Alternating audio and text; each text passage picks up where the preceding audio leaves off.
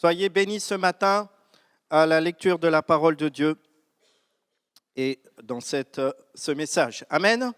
Amen. On va prier, si vous voulez bien, pour la parole, pour tout ce qu'il va être dit. Priez pour que Dieu touche nos cœurs ce matin et nous parle. Amen. Seigneur, je te remercie pour ta parole. Seigneur, nous voulons te la présenter. Seigneur, je te prie par ton esprit, Seigneur, de nous toucher, de nous transformer, de changer nos vies, Seigneur, afin que nous soyons plus proches de toi, que nous te connaissions davantage, que nous soyons plus cœur à cœur avec toi. Nous te bénissons, Jésus. Merci, Seigneur, pour cette parole. Seigneur, oins ce message de ton esprit. Fortifie, Seigneur, chaque cœur ce matin, au nom de Jésus. Amen. Nous allons lire, s'il vous plaît, un passage dans 2 Corinthiens, chapitre 5, versets 6 à 10.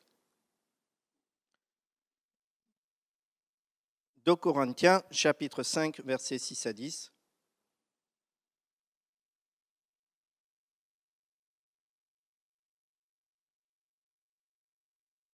Okay. Nous sommes donc toujours pleins de confiance et nous savons qu'en demeurant dans ce corps, nous demeurons loin du Seigneur. Car nous marchons par la foi et non par la vue, nous sommes pleins de confiance et nous aimons mieux quitter ce corps et demeurer auprès du Seigneur. C'est pour cela aussi que nous nous efforçons de lui être agréables, soit que nous demeurions dans ce corps, soit que nous le quittions. Car il nous faut tous comparaître devant le tribunal de Christ, afin que chacun reçoive selon le bien ou le mal qu'il aura fait, étant dans son corps.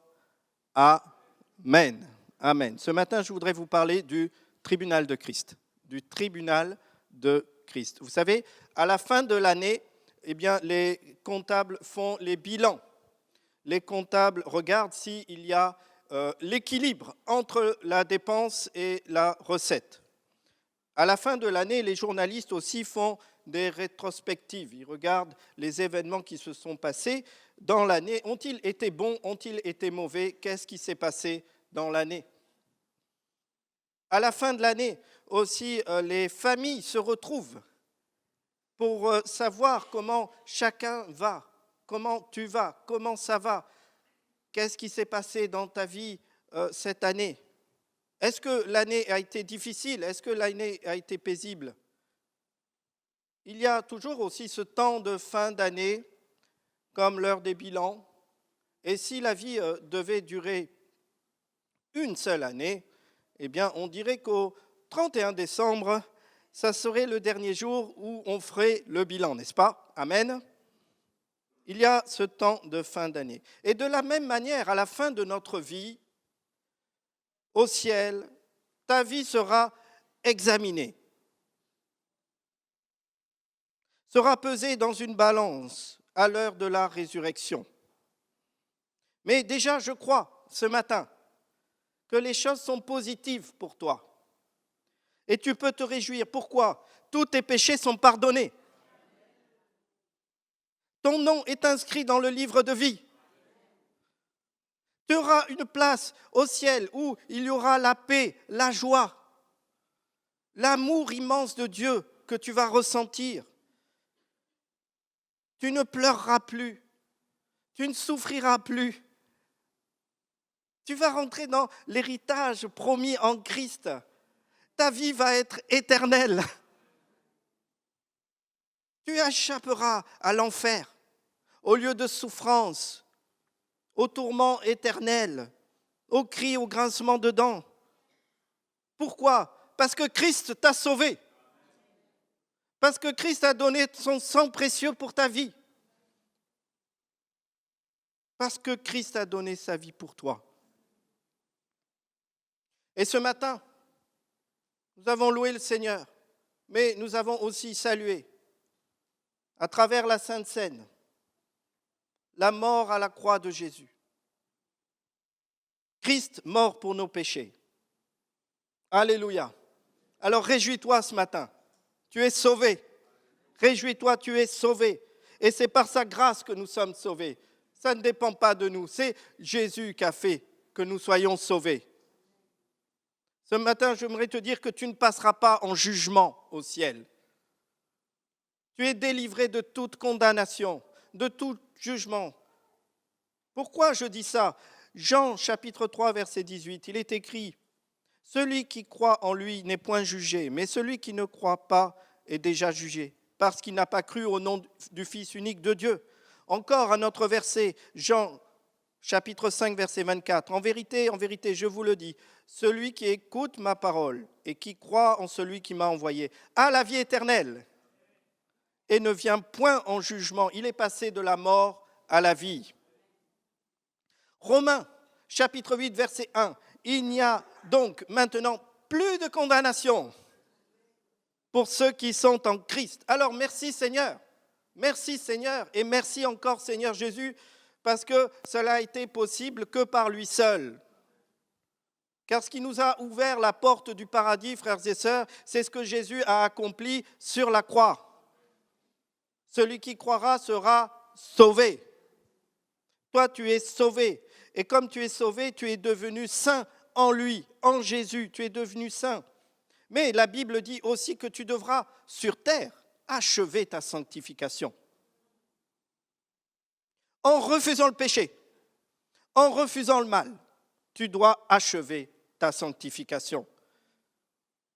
2 Corinthiens chapitre 7, verset 1, il est écrit: « Ayant donc de telles promesses, bien-aimés, purifions-nous de toute souillure de la chair et de l'esprit, en achevant notre sanctification dans la crainte de Dieu. » Amen. Mais si nous ne serons pas jugés, pourquoi la Bible nous parle-t-elle de tribunal? Qu'est-ce que ce tribunal de Christ? Le sens du mot tribunal, c'est béma en grec. Et ce mot veut dire littéralement un lieu élevé, c'est-à-dire une plateforme, c'est-à-dire une estrade, un lieu où on monte par les marches. Par exemple, ici, là, cette estrade, eh bien, on peut dire que c'est un tribunal. Pourquoi il y a des marches? Ou alors en haut, là, c'est impressionnant, il y a aussi ce balcon, c'est comme une estrade, n'est-ce pas? Il y a une hauteur, on voit de haut. On voit de haut. À l'époque du Nouveau Testament, eh bien, on parlait de tribunal, on faisait référence justement à ces grandes structures, à l'endroit où le peuple venait assister à des jeux sportifs. Et il y avait ces grandes structures qui étaient réservées pour les autorités, pour voir les jeux sportifs. C'était surélevé. Ça offrait une belle vue sur les événements, sur le spectacle, sur ces jeux. Et encore aujourd'hui, vous savez, dans le sport, nous avons, par exemple le football, nous avons ce qu'on appelle les tribunes. Et dans les tribunes, eh bien, ceux qui sont aux tribunes jugent le match. Ils évaluent le match, ils estiment le match. Les joueurs, ont-ils été forts ou ont-ils été faibles? Il y a aussi, parfois aussi, ces tribunes d'honneur. Vous avez la tribune d'honneur, là, vous avez des personnalités qui sont à cette tribune, des personnalités importantes, qui vont aussi juger la qualité des joueurs. Parfois, dans des très grands matchs, vous verrez peut-être le président de la fédération, vous verrez peut-être un ministre, peut-être un premier ministre, peut-être même le président de la République. Pour apprécier quoi? La qualité des joueurs. Amen. Et par extension, le tribunal en est venu à désigner un tribunal judiciaire où on va apprécier les affaires, en fait. Mais à l'origine, et dans l'esprit du texte grec, le tribunal, c'est bien une tribune. C'est bien une tribune pour apprécier les sportifs. Ainsi, le tribunal de Christ n'est pas là pour te juger, mais pour apprécier.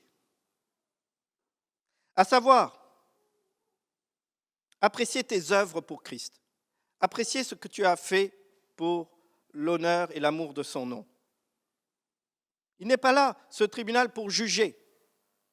Juger, à savoir si tu es sauvé de l'enfer ou pas. Il n'est pas là pour ça. Il est là pour apprécier. Pour apprécier. C'est la tribune où Christ va siéger, où Christ sera là pour apprécier, car Dieu a tout remis, tout jugement au Fils. Amen. Celui qui croit en Jésus-Christ n'est pas jugé pour être condamné, mais il sera jugé au tribunal de Christ pour ses œuvres. Amen. Est-ce qu'on peut le dire ensemble? Pour ses œuvres. Pour ses œuvres. Amen. Tu es jugé pour tes œuvres. Amen. Si on reprend le verset 2 Corinthiens chapitre 5 verset 10, il est écrit en version Darby, « Il faut que nous soyons tous manifestés devant le tribunal de Christ afin que chacun reçoive les choses accomplies dans le corps selon ce qu'il aura fait, soit bien, soit mal. » Amen. Est-ce que vous êtes bien avec moi? Est-ce que vous me suivez bien? Amen.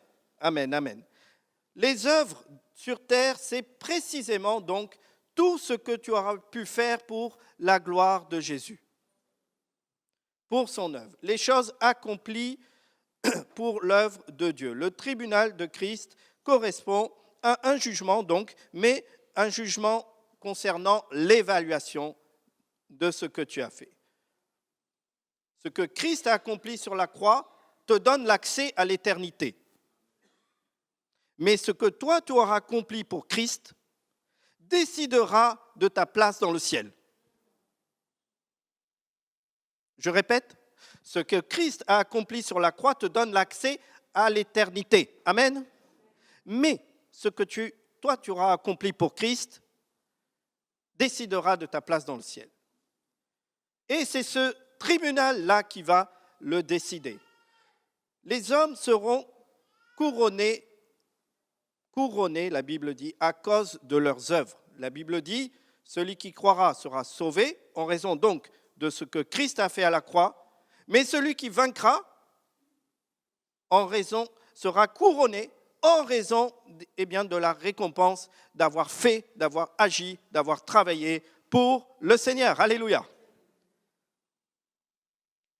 1 Pierre chapitre 5 verset 4 nous dit « Et lorsque le souverain pasteur paraîtra, vous obtiendrez la couronne incorruptible de la gloire. » Donc ce n'est pas un tribunal de jugement, mais c'est une tribune pour apprécier ce que tu as fait pour Christ et t'apporter des récompenses. Alléluia.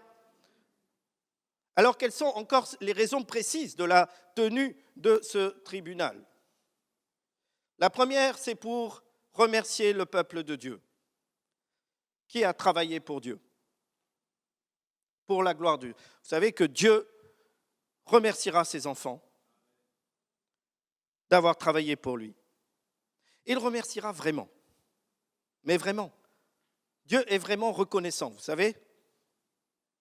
Marc chapitre 9, verset 41, il est écrit « Et quiconque vous donnera à boire un verre d'eau en mon nom, parce que vous appartenez à Christ, je vous le dis, il ne perdra pas sa récompense. » Alors si tu as donné un verre d'eau, tu auras une récompense. Mais alors qu'est-ce que ce sera pour le reste?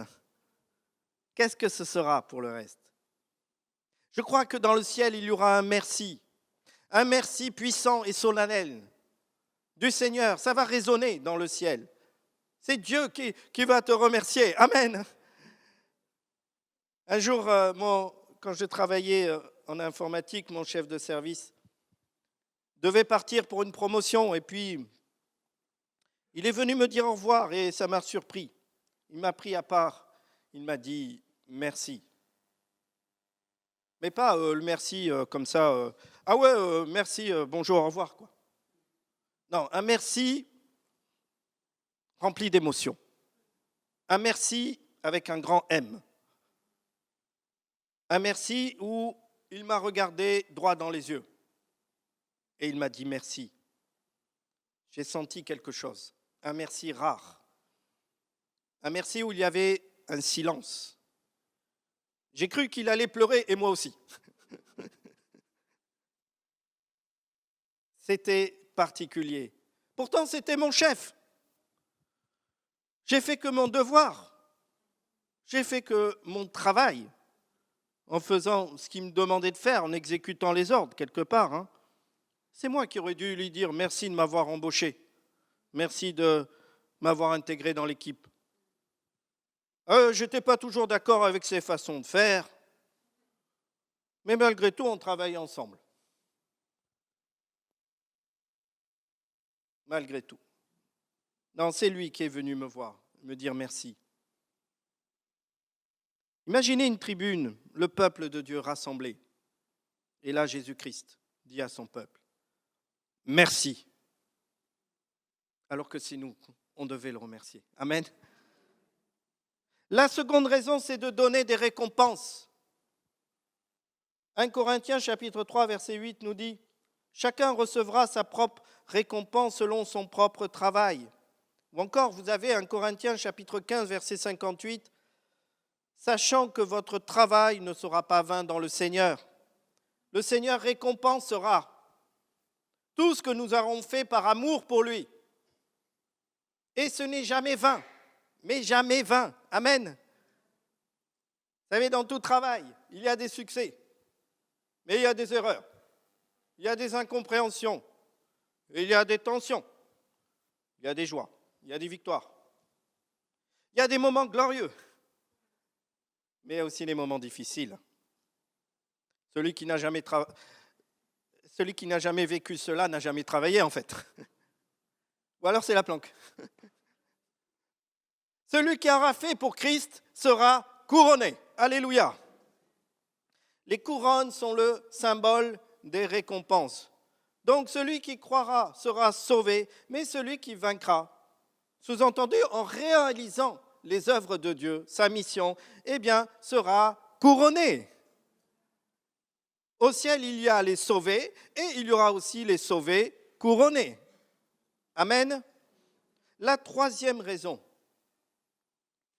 est celle de nous donner une responsabilité dans le règne de Dieu sur terre, les 1000 ans de paix.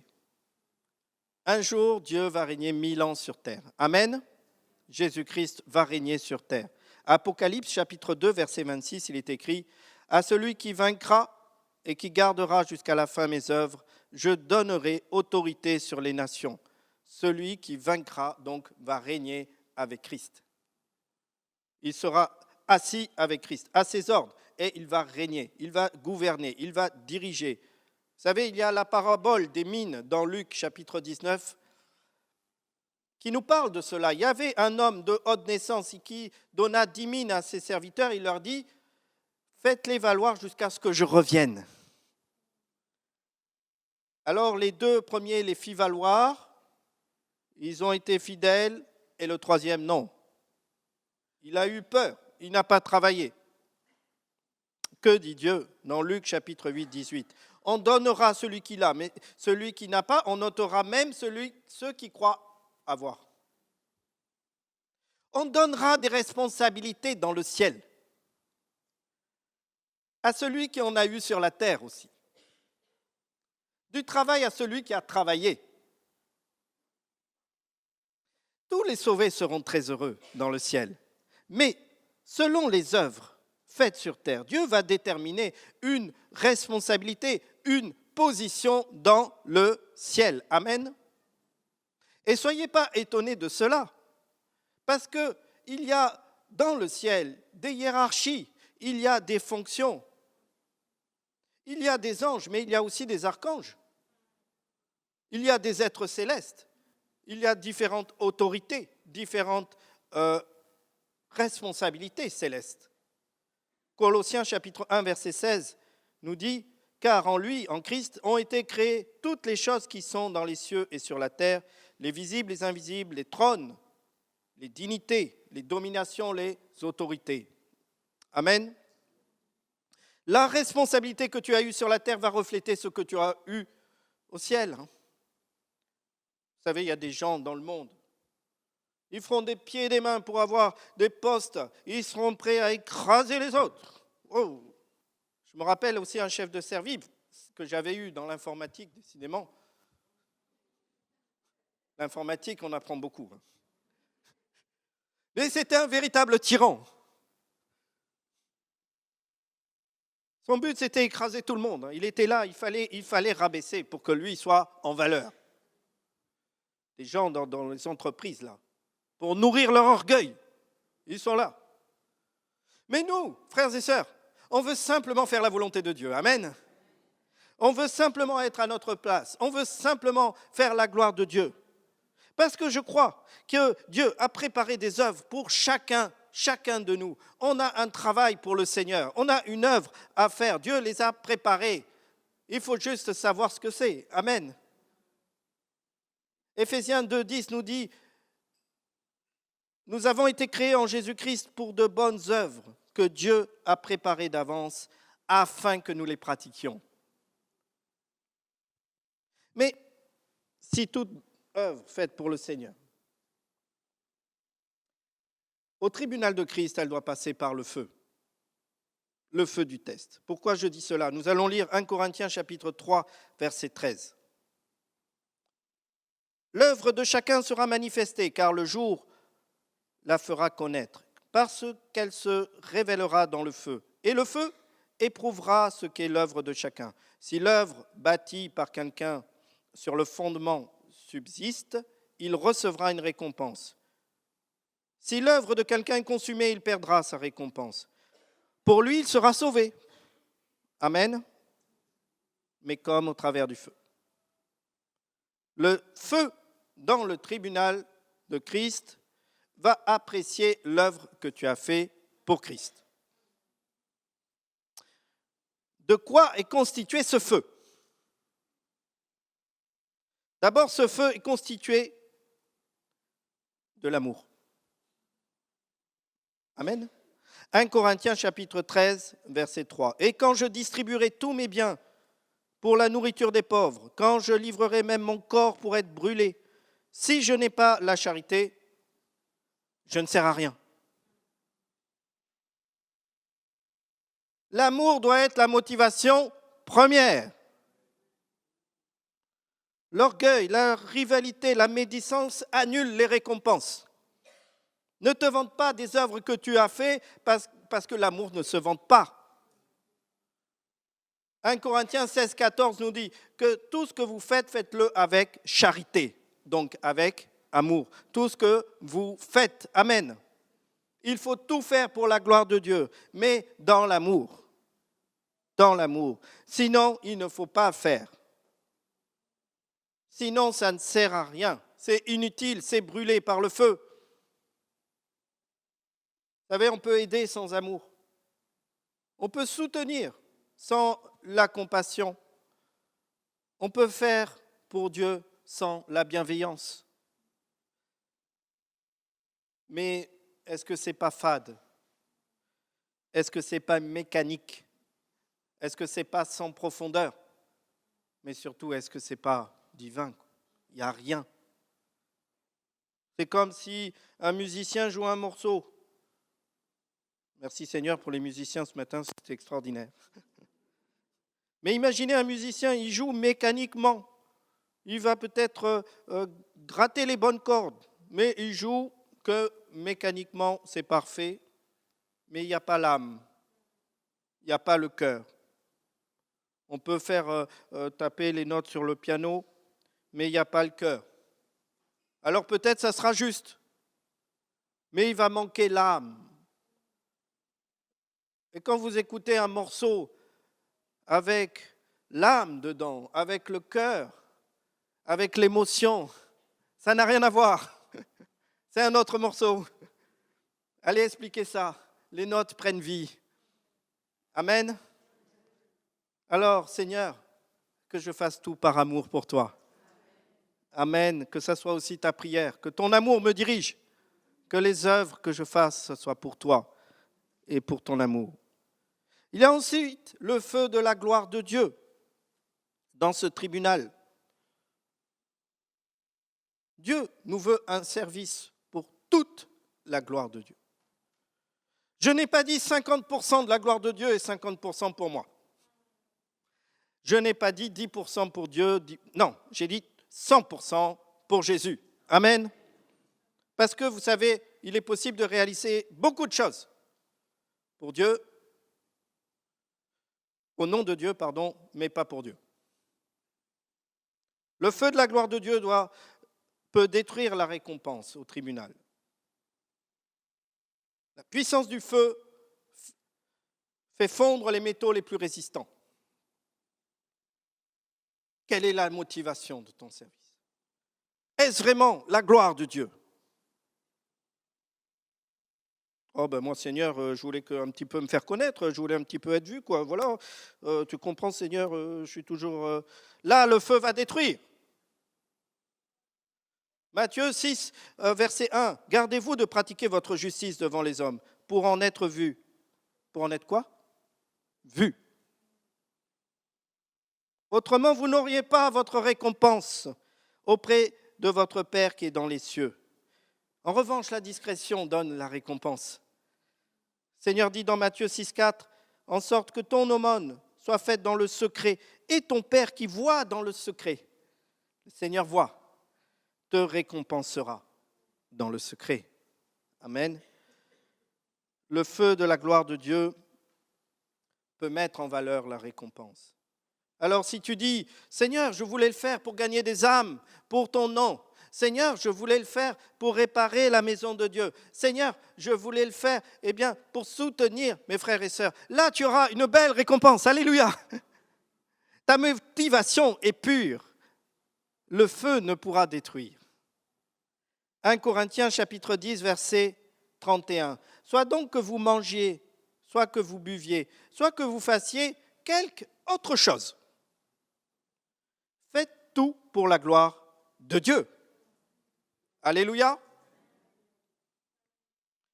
Ensuite, il y a le feu de la loyauté. Vous savez, il faut servir en respectant les règles et les autorités. La parole dit 2 Timothée chapitre 2, verset 5. L'athlète n'est pas couronné s'il n'a pas combattu suivant les règles. Quelles sont les règles d'un service? Eh bien, ça dépend du service. Parce que tout service a des règles, n'est-ce pas? Bien des fois, j'ai trouvé des règles pas cohérentes, pas très opportunes, bien des fois. Mais je les appliquais quand même parce que je me disais, si j'y déroge, tout va se casser. Regardez les règles de la circulation. Hein. Il y a des règles, c'est 3 heures du matin à la nuit, il y a un feu rouge, il n'y a personne. Bon, qu'est-ce qu'on fait? On s'arrête ou pas? Dieu te voit, il faut s'arrêter. Ah, je t'ai surpris là. Hein. T'allais passer, hein, à vous.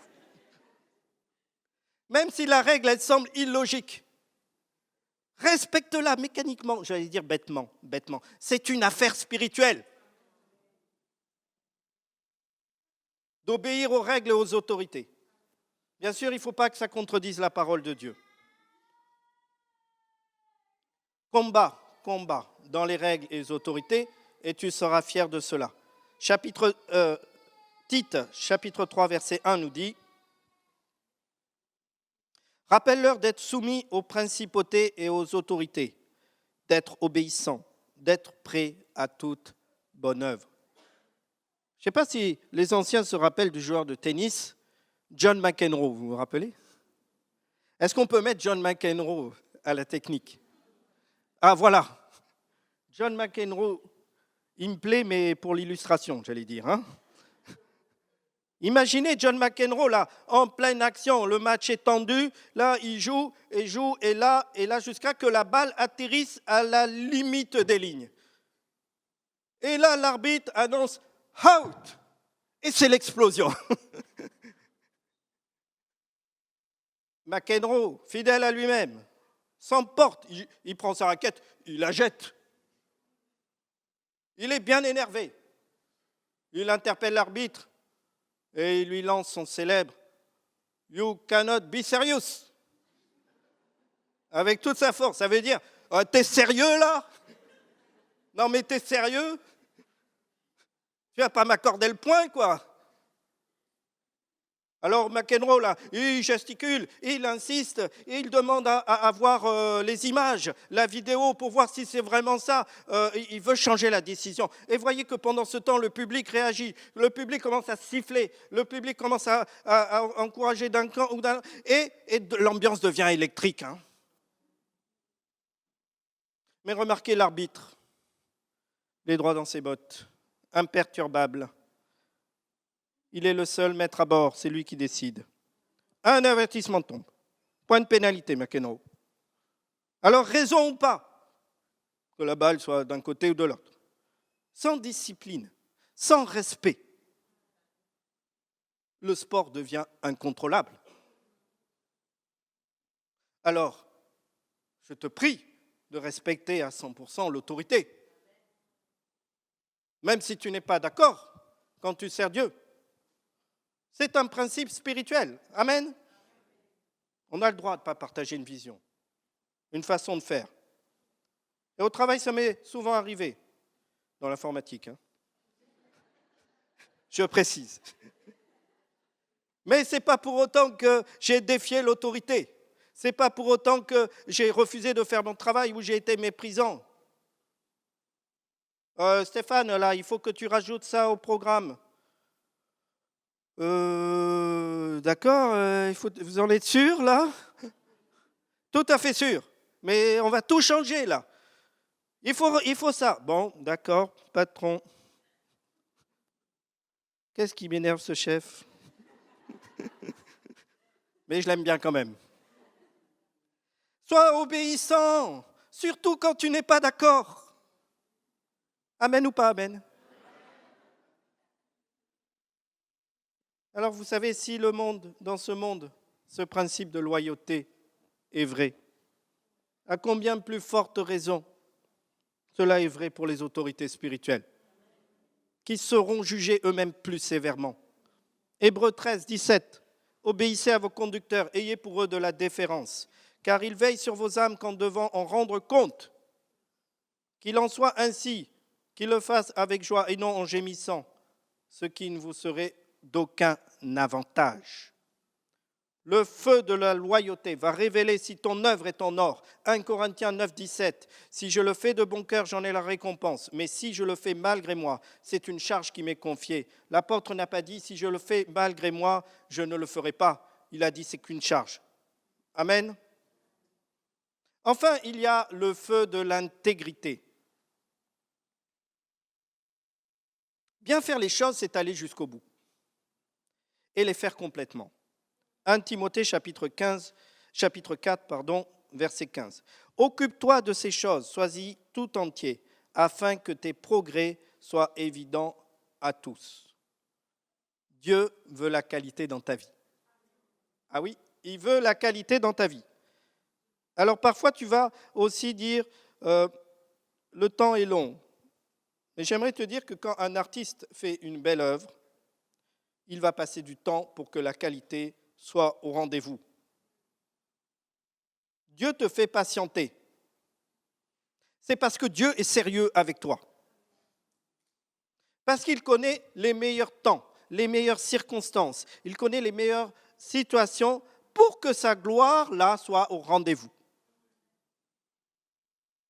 Le temps qui passe joue en ta faveur. Pourquoi? Parce que Dieu combat en souterrain pour toi. Tu ne le vois pas, mais il combat. Il fait pour toi. Vous savez, c'est comme un boxeur. Hein. Le boxeur, il ne va pas chercher à mettre KO au premier coup. C'est rare. Non, il va commencer par fatiguer l'adversaire. Il va commencer par, il va l'observer déjà, il va regarder comment il travaille, il va l'observer, et puis il va lui donner des petits coups répétés pour voir comment il fait. Et puis quand il est bien crevé, excusez-moi de le dire, là, il va sentir le bon moment, le moment opportun, la meilleure circonstance. Là, quand il est essoufflé, là, l'adversaire, c'est là qu'il va lui envoyer une belle balle. Paf! À terre. Au tapis. Au tapis. Avec le temps et la patience. Mon frère, ma sœur, Dieu mettra ton adversaire au tapis. Le temps pour bien faire est nécessaire parce que la qualité exige le temps. Et Dieu veut pour toi une vie de qualité. Amen. Alors ne fais pas non plus le minimum parce que ce feu de l'intégrité, c'est aussi de faire tout ce qu'il faut faire. Ne fais pas le juste assez. C'est juste à faire ça, ça me suffit. Non. Se peut que aussi la qualité aussi t'oblige à t'abstenir, de sortir peut-être, de te priver de quelque chose. Ça fait partie aussi du travail de la qualité. Regardez dans 1 Corinthiens chapitre 9, verset 25. Tous ceux qui combattent s'imposent toute espèce d'abstinence, et ils le font pour obtenir une couronne corruptible, mais nous, faisons-le pour une couronne incorruptible. Amen. Donc les athlètes là, tout ça, ils se privent, ils s'exercent, ils se privent pour cette couronne. Mais nous, on le fait pour la couronne du Seigneur. Amen. Sois aussi constant. Car si tu te donnes aussi de travailler pour Dieu, il te faut être constant, il te faut être fidèle. Il faut aller jusqu'au bout, persévérant. Ce qu'on demande à des dispensateurs, c'est qu'il soit trouvé fidèle. Amen. Sois trouvé fidèle, va jusqu'au bout. Le feu de l'intégrité va révéler si ton œuvre est en or. Et je conclus tout à fait ce message sur le tribunal de Christ. Au-delà de tout ce qu'on peut faire pour le Seigneur, notre récompense, c'est de le connaître. C'est sa présence. C'est de ressentir son amour. La Bible dit, pour moi, m'approcher de Dieu, c'est mon bien. C'est ce qui me récompense. C'est mon bien. C'est toi, Seigneur. Ta présence, ton amour est déjà ma récompense. N'oublions jamais que notre récompense est avant toute chose Jésus. Jésus-Christ, sa grâce, le Saint-Esprit. Va plus loin avec le Seigneur. Ne te contente pas d'être sauvé. Va le servir. C'est le conseil de Dieu ce matin. Et si tu le sers déjà, continue de le servir. Dieu a besoin de toi. Apocalypse chapitre 3, verset 18, un dernier verset. Je te conseille d'acheter de moi de l'or éprouvé par le feu. Dieu ne veut pas qu'on achète de l'or seulement, mais de l'or éprouvé, de l'or purifié. Purifié. C'est plus coûteux que le simple or. Dieu te conseille de rentrer dans ses œuvres parce qu'il en a préparé pour toi, afin que aussi tu rentres dans les récompenses futures. Que Dieu vous bénisse. On va prier.